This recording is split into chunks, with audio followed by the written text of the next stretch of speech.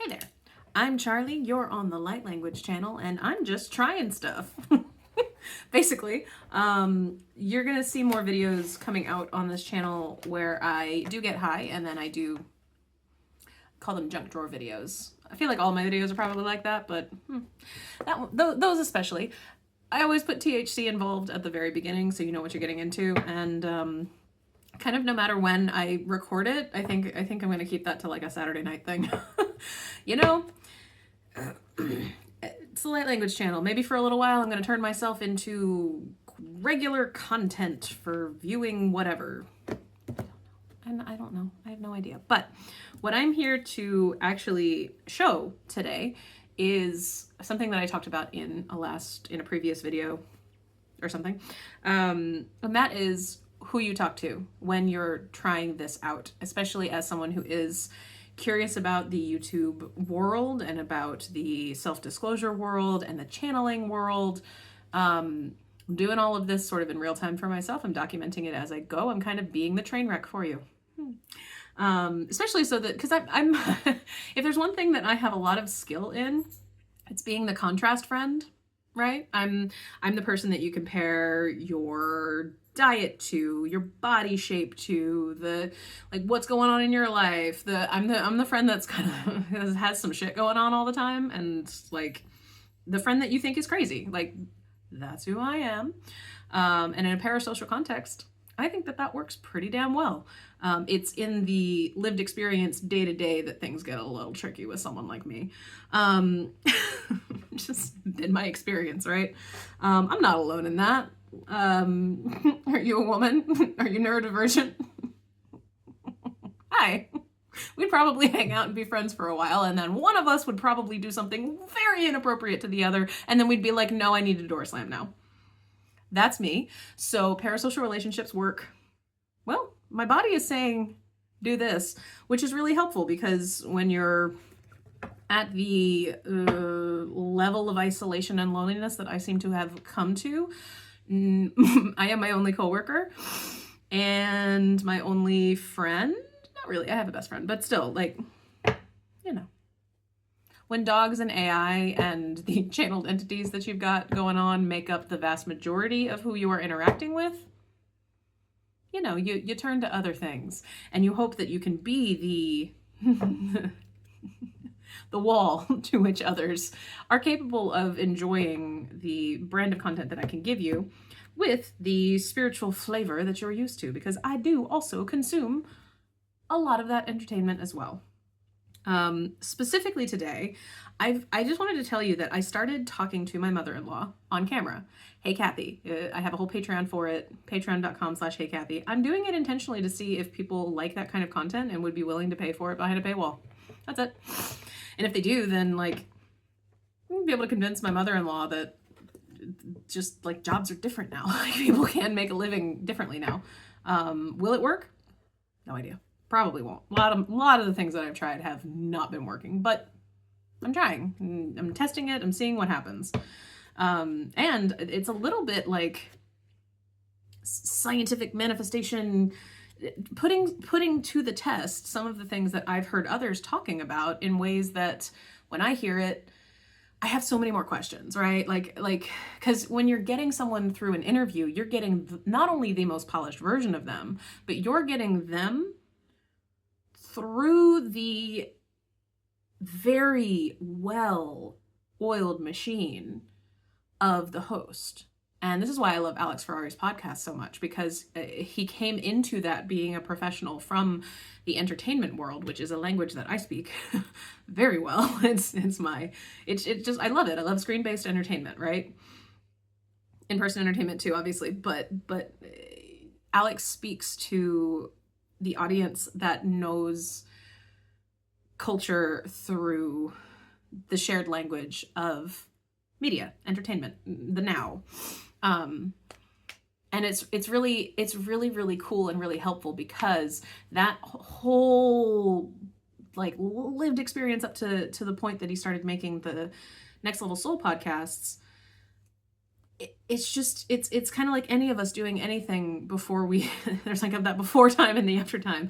Alex does a great job of asking people like, okay, so before, like they're like, to him, he sees that shift because he's experienced it. And everyone that he's like, I won't want to say like every single person, because plenty of folks that he's interviewed have been like born into like, no, I've just literally always been like this. And you watch it and you're like, wow, whole life like that.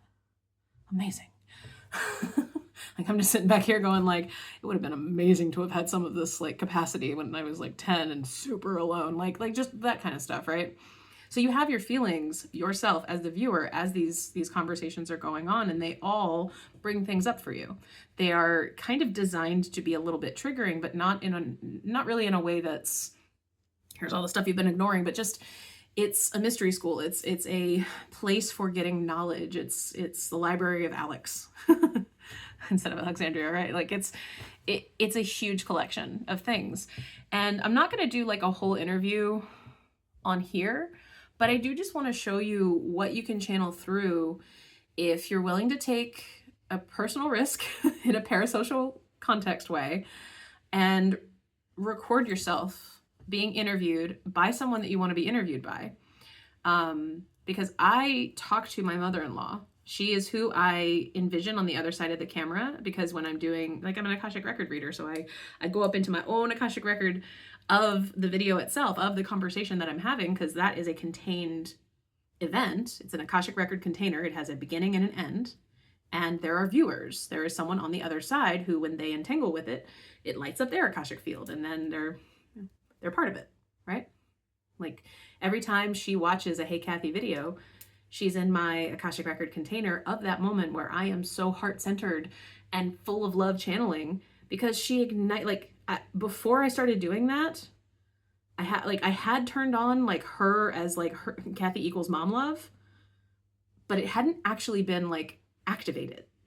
That only happened after a friend breakup gave me the space to allow that to come in. It was wild. It was part of the whole, like, you look back at things you've been doing for the past few weeks, especially when things have been really rocky, and you kind of make it make sense in sort of a, I put on like my manager hat, right? And I'm like, oh, my program evaluation hat, I guess I should say, really. And I look back and I'm just like, okay, so what was all that? It was a lot. There's a lot of emotion. There's a lot of stuff happening. And then this just, I need to talk. I need to talk on camera. I need to get this out. It has to come out. Because sometimes you just go through those feelings, and especially if you're going through some sort of an awakening, if you're anything like me, most of the content you're getting and most of the support you're getting is on the other side of a screen. You might not have people in your personal life who get it, who get you, who are able to hold space for stuff. And especially if it's something like a near-death experience, people don't want to talk about death. People are not okay with talking about that right now, because everything is too scary. Everything is too harsh. And when you're so central nervous system, like overload from the stuff that's causing this inside of you, every time you're taking it in, then your friend starts talking about anything afterlife, death, spiritual shit that you put away for a while. Like, it's the things that you're bringing forward and are then in your awareness, not even just when you're with that friend, but just in general, right? Because it gets pulled out and then it becomes part of your orbit. It becomes part of your day. And if you're a person talking to friends about like lived experiences that involve stuff like that, it's a little bit like therapy, right? Like you bring up some of the stuff that they maybe don't want to talk about, and then they have the rest of the week where they're not talking to you, just looping on their own stuff in wherever it is that other content is coming in and their life is coming in. And just, there's understandable reasons why everything in your life can change pretty dramatically and pretty drastically and pretty heartbreakingly, right? And you don't know what to do with this pent up, like, no, but, because in your mind, especially too, there's kind of a progression and there's sort of a flow to how people seem to be doing this. How do you go through an awakening? Oh, well, you become someone who helps others. You start a YouTube channel. You channel through things. You make a business of it. That's a very, very ingrained thing right now, I think, for especially a lot of Americans. we're kind of ingrained to turn it into hustle culture, right? Like turn it into a thing. The reason I'm doing it for myself is because I've spent the last few years before I died attempting to build my own business. I got certified as a national board certified health and wellness coach. And that's what I started doing, and was really getting into it and was really building a practice. And then, things change.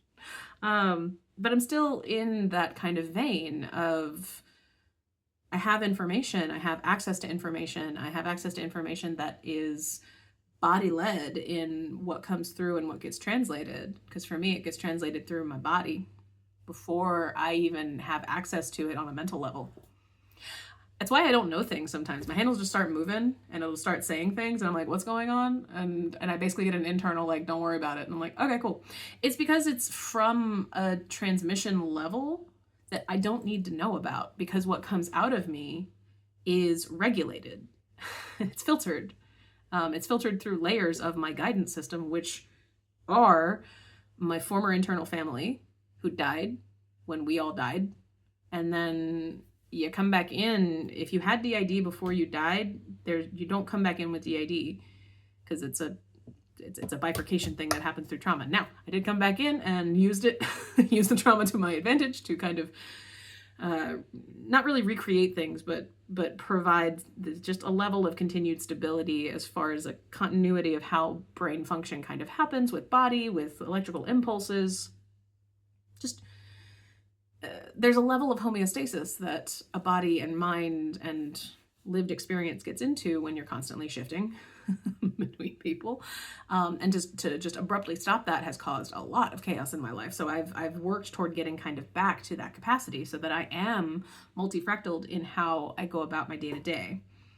And I explain it over and over on each video, because I kind of treat each video as its own. You're probably just going to watch this and you're probably not going to watch the rest of my stuff, right? I get that. And I'm sure those of you who are watching this and going, what were you on about? You're talking about Alex, now you're talking about yourself. Yeah, I do. Because I want to show you what happens when I get into a mode where I pretend I'm talking to Alex, that he is the one who is on the other side of this. But I'm going to do it in a headspace of, I'm in the room, not he's watching this video later, because those are two different things, right? You can talk to someone that you know is going to be listening to this later, and that actually can be a form of just get it out and help people understand you. You don't have to send it, you don't have to do anything, but it can help you lock into that feeling of, I need to get this out, I'm feeling called to put it into video. It's really helpful when those two things then hit up against the fear of, but being a YouTuber, doing videos, editing things, making content. Like if you start to have that kind of like, feel that comes in, try this. Talk to the person you want to talk to as though in the future they're going to be taking this in. They have the right to not continue viewing it. They can pause it. They can do whatever they want. That's one way of kind of taking care of some interpersonal things I gotta fucking say to you, And then you don't have to send it. You don't have to do anything with it, because take a day or two or more, spend time marinating in that of what action do I take now? And let it all be a very segmented, is this really my path? Or am I just connected into this collective? Because if you get to the point where you make it and then you watch it back the next day, don't watch it the same day, watch it the next day at least, watch yourself, and you'll either feel like, this is amazing, I love it, and I'm feeling like even inspired by myself, oh my God. Or you'll be like, ooh, this is fine, but I would love to edit this. Oh, hey, look, there's a new hobby. Or you'll just be like, ooh, I don't want the world to see this. I don't want this person to see it. That really might give you clarity around whether or not this is what you want. And if it's not, but you still feel the urge to create something, I would recommend Substack, actually. It's great for writing, a lot of heart-centered writers on there, a lot of channels on there. Just don't expect to be seen. Because if you are writing and creating heart-centered content and something like this doesn't feel right, but maybe writing does, or maybe something else does, appreciate that sometimes you're intentionally slowing yourself down so that you can pause and get things out and not be building something at the same time. It just depends, because I say that because, again, the train that you get on when it comes to content creation stuff, it's kind of a script, right? And if a lot of us see and get most of our spiritual content from people who are content creators, it creates this kind of lived experience narrative that a lot of us just kind of autopilot into because nothing else makes sense and everyone around us is telling us we're fucking crazy. So, okay, maybe we'll go this path, right? Maybe we'll do this thing. Maybe we'll headstrong into this. And I'm just offering you toys to play with yourself while you're in this in-between state of, oh, what am I doing? Why am I doing this? Whatever. So one way is talk to the future person as though they're on the camera. And with your new channeling abilities, you might find that it pulls some things out and you start channeling something for someone else, for that person. Again, maybe it's for them, but probably not, because everything that we channel in is for our highest good first and foremost, and will kind of only come through as our highest good first and foremost when we're doing it in a heart-centered, heart-led way. And curiosity and experimenting with things is a heart-centered way because you're just playing, right? What you can also do is get into your own headspace, and you might have to do it with your eyes closed. I think that's fine, especially to kind of get started. But you can get yourself into the room of your favorite interviewer in your mind, because you're just going to your lived version, fractaled experience of it in the quantum realm, the Akashic realm, your imagination, right? And you're locking into it. You're tuning into and tapping into that. Same way as you're channeling in anything else. You're just putting yourself there or bringing it to you, either way.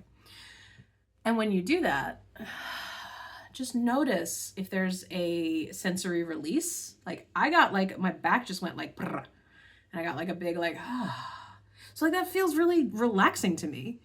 The act of pretending that I'm in the room with Alex Ferrari while he's asking me questions about my channeling abilities, my life, my whatever, that feels very aligned for me. It just does.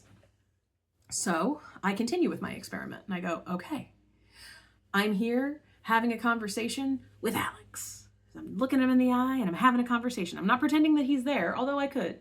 And then the camera's over there. That's like a different level, right? Where you make a proxy and then you've got like put a chair, right? Put a chair. If you want to do like a whole setup where like this is across the room or something, and then it's like you in like empty chair, but it's totally Alex, totally fine, right? Before you even get here, you can write down, like watch some of what, like do it like homework, right? Like make it like its own little project. I'm advocating for like this as a hobby because honestly, it's what I've been doing myself.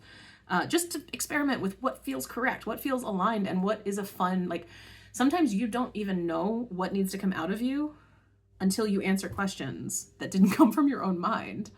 And so if you watch Alex's show and you just write down questions that you really like, that he's asking other people, you can just do your own little interview yourself. You know, be a kid again for like a minute and really get into that space of, is this fun? Is this aligned? Or when I do this, and especially like watch it back, right? I've noticed that if something doesn't particularly feel aligned, it doesn't flow. If you get just a whole bunch of somatic experiencing stuff where you're like, wow, I've got like a lot of pain now in my and maybe you know the exact chakra that's aligned with it, right? Like, but you're able to identify what's going on in the moment. You're not in full form channel mode, right? You're in imagination, space, and potentials field channel mode. And there's a safety there, but there's also an accountability there when there's a camera rolling, because there is the potential for there to be another person who's not you. And at minimum, there's you in the future who's watching it later, like the next day. So you're creating this sort of personal feedback loop as far as comfort levels, as far as really determining what do I want. I think I also talked about this as far as like me doing even this level of stuff. I've been kind of churning through creating videos. This is just my process. I got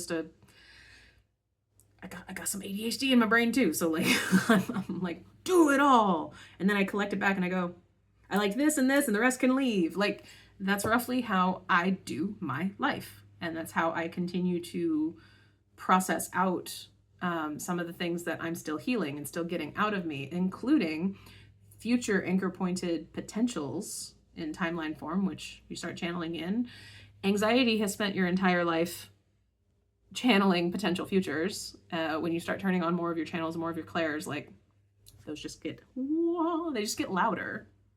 So your directionality and your focus and your attention and the actions that you take, it's all data, it's all information, it's all really helpful. And you want to start mixing up your days so that you're not just taking content in, you want to start doing something with it back.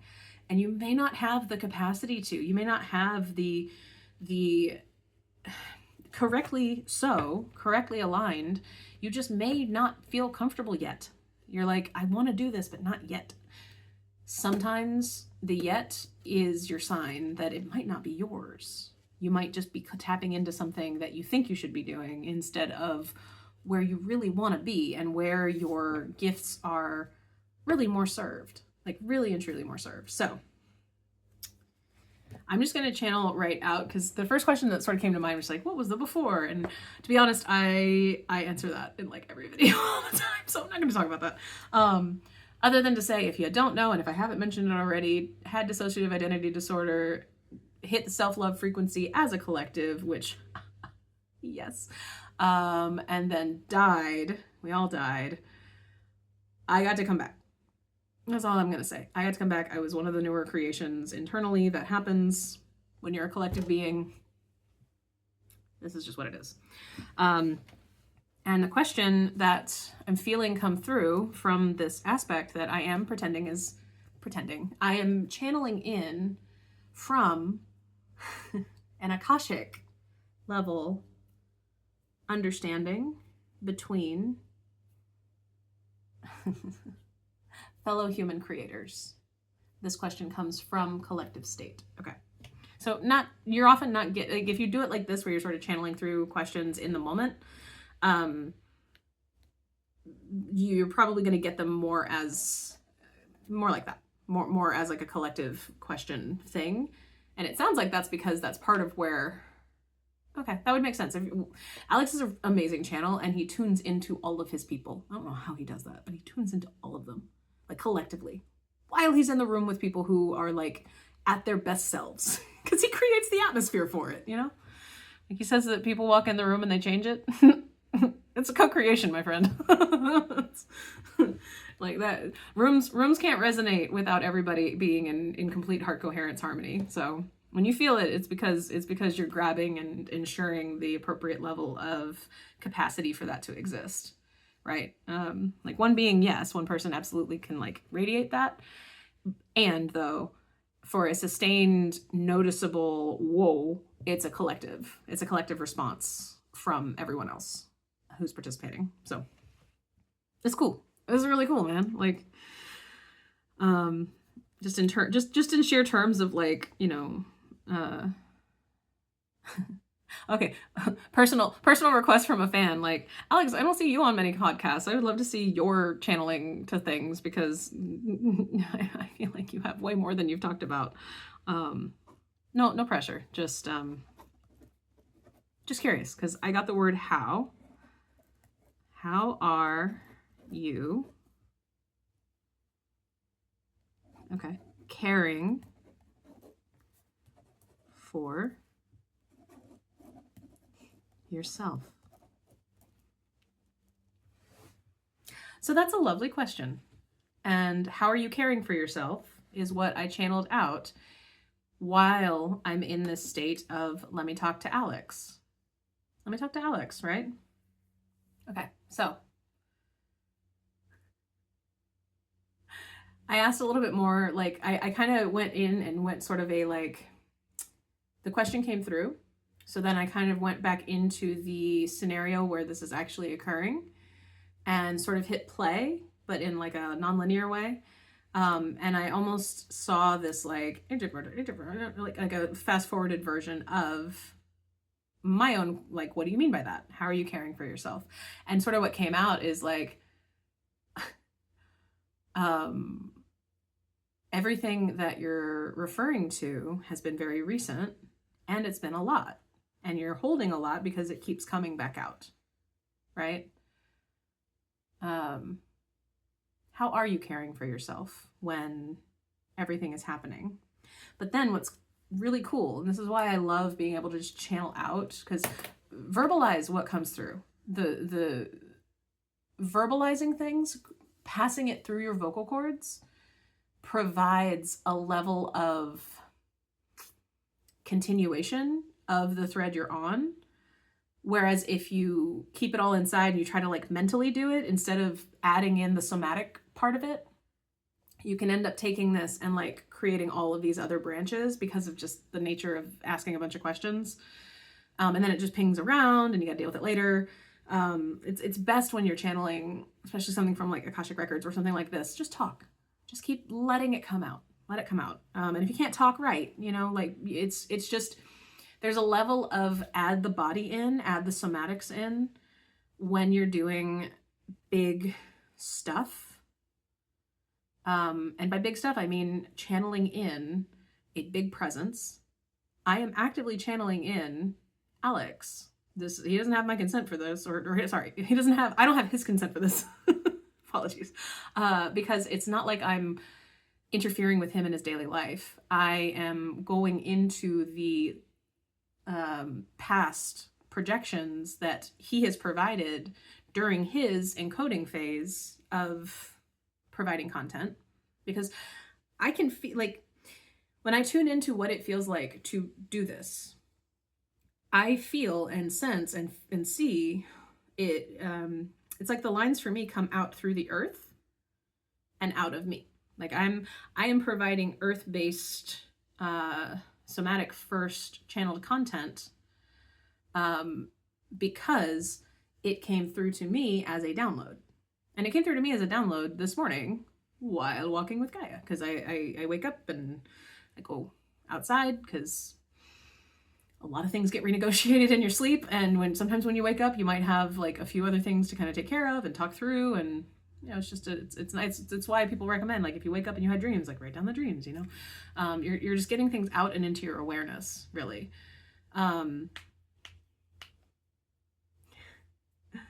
And when someone provides that in an interview, that here's my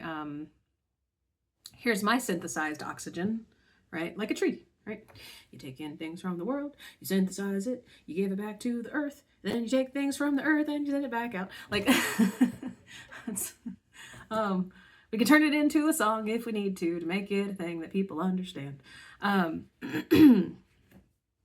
for real, there is an observable process to this, and I don't think that it's the same for everybody. This is how it works for me. I just know that when I'm taking in content, when you're taking something in, you're actively spending like an hour to 2 hours with that content creator in the same space with them, in your world, in your bubble, on your side of the screen, at your own time, at your own pace. You can pause it, you can leave, you never have to stay.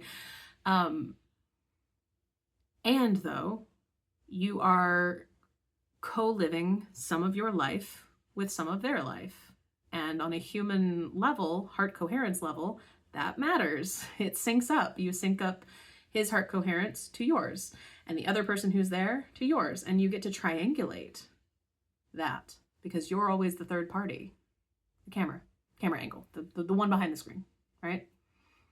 And what's really cool is that this question, how are you caring for yourself? What it started for in me was just me. How is Charlie caring for herself? And then I kind of explained some of what I'm doing. You don't need to know everything, but I'm paying attention to what my body is translating in any given moment, but especially in translating when I write, and when I talk to myself, and when I dance with myself, and when I have conversations with myself, and I try little experiments like this. I do keep seeing myself on screens with other people in visions that just play out in my thoughts. I don't really ask for them to come in, and sometimes I do kind of like push them away, because I ended up having a traumatic experience with those kinds of visions this past June. And it was just a redo of a thing I already had to do because trauma loops are a thing. Like it's just a thing. And especially for the rest of this year, I shut down personally all collective questions. I don't ask them. I don't go seeking. I don't pull on those threads. I'm keeping myself super in this condensed, what am I doing and what can I do? And it almost feels very like guides are being like, okay, look over here now. Okay, look over here now, because there's a level of, we have to focus on what you can handle versus what others who are already doing this work and have been for enough time to keep their bodies at a stasis, a homeostasis, as we know. Because if you're waking up now, or recent years, versus folks who woke up, I'm going to even just say pre-2020, it's a different world. Very different world. You're not having an awakening amongst friends and family that can probably hold a lot of space for you right now. They're too scared. And they weren't in like 2012 or 2015, or like not to the extent that we are now, right? And I think that this question, because I go into this whole spiral out, because this question changed shape inside of me after it came out. Because I asked, like, why'd you ask that question? How are you caring for yourself? And it initially went with like, well, you've been through a lot. And I'm like, well, sure. So have a lot of people. So have a lot of us. Like, oh my God, so have a lot of us. And are continuing to. And if there is one thing that I do know, it's that it's not going to get easier. Just, there's not going to be the kumbaya, yay, we're all friends, that's, that I think really does feel completely doable and possible. Yeah, it does. And the visions that you get from that and the uplifting that you get from that, it's coming from the future. It's coming from an anchor point in the future for something that you've started or you've thought about or you've already made an Akashic contract with in your sleep and you don't know about it yet. Like, think about all the content you take in. Think about all the people that you've made connections with in recent years, just in your seeking, in your searching, in your what is this? How many new perspectives have you started taking in? How many new things are not overwhelming you, but maybe overwhelming you a little bit? Like, really and truly. This is what I get. How are you caring for yourself? And then I even ask myself, do I want to continue with this imagined interview? And the answer is no. I don't have anything else to say right now. And that's good, because this video is long enough anyway. But I just want to leave you with this as a thing that I hope you will give yourself permission to try. Grown-up playtime, you know? I'm a co-founder of a business and also the HR department. I'm literally trying to do stuff like this for myself to keep myself grounded and like stable and just knowing what it is I want to work on next and do next. And for me, yeah, I'm going to be writing out character sheets for my Roleplay Monopoly. Yeah, because if you're on my Patreon, you're going to get character sheets for Roleplay Monopoly if you want to. It's already a thing that people have done. I'm just doing it with my video game characters because I think I will be a better writer of the game and of these characters, getting some of the things out if I can connect with them more, obviously. We're trying to also build like board games and video games and just what's fun and what's not, and, you know, have some of that mental flexibility going on. So I'm gonna make up character sheets for all of the characters in my game. That's what I'm gonna work on. And I'm using this as a bridge to get me to do that. Not everything that we're all learning how to do necessarily needs to be what you're doing as a career or as a creative or as just a person trying to cope with the fact that, sure, maybe you were hoping for some growth and some change, but woof. This whole awakening thing has not been going great. And if it's been going great for you, awesome. But for a lot of people, it's not going to be. And the more we can literally all prepare ourselves to be space holders, just space holders. That's it. That's it. Just a space holder. Someone that's capable of not shutting down someone else when they turn around and have their own impossible experiences that they're freaking out about and don't know where to turn and don't know what to do. If you can figure out how to care for yourself, you'll be a person that can show others how to, while just being a non-reactive human. God, it's the dream, right? All humans are just not reactive to things. We just take a little bit of time for our bodies to translate what just happened before we take an action. That is basically what human evolution looks like right now. And that's, based on the guidance that I get, that's what we're heading toward. That's the new Earth. Humans who just can listen to their bodies before they take an action. Doesn't really seem that complicated, but like, oh my God. Oh my God. This is not where we are right now. But we're getting there. We're getting there. One bout with COVID at a time. Okay, so I'm going to go now. I hope this was educational or fun or weird or whatever you needed. And Mabel says hi.